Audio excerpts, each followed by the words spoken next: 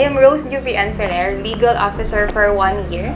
Nag-start yung career ko sa Pangasinan after ko mag-apply, so natanggap, nag-training, and then after that, pinadala na ako dito sa Makati since nasa Makati yung campaign ko. Adjustment first, kasi syempre from Pangasinan to Makati, iba talaga yung nature ng from sa traveling at all. Tapos sa trabaho naman madami kasi syempre bagong tao, bagong makikilala, bagong environment. So kailangan mas maging mature. Pakikisama is yun pinaka-kailangan sa lahat. And pagdating naman sa trabaho, madali lang mag-cope up kasi madali silang i-approach.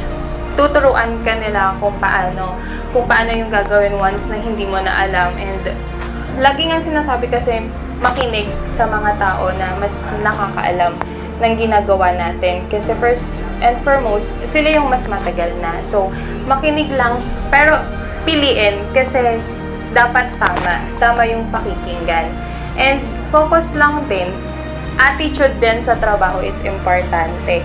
Kailangan binibigay lahat hanggang sa hindi pa natatapos yung laban. So, yun lang. Wala naman siyang totally sekreto kasi from the beginning naman, ang nasa isip ko lang is ano ba yung reason kung bakit ako nandito to work at kumita, of course.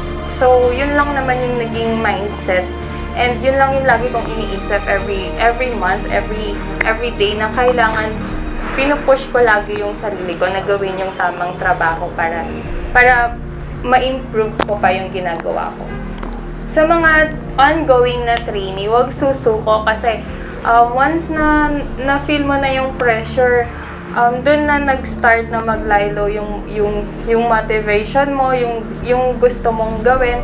Pero once na alam mo na gusto mo yung ginagawa mo at alam mo yung reason kung bakit pinasok yung industry na to, go lang, as in, ipakita lang na kaya kahit minsan wala ng pag-asa. So, kailangan lang talaga maging ikaw. Kailangan mong maging matatag para sa sarili mo kasi no one can do that for you except yung sarili mo lang talaga.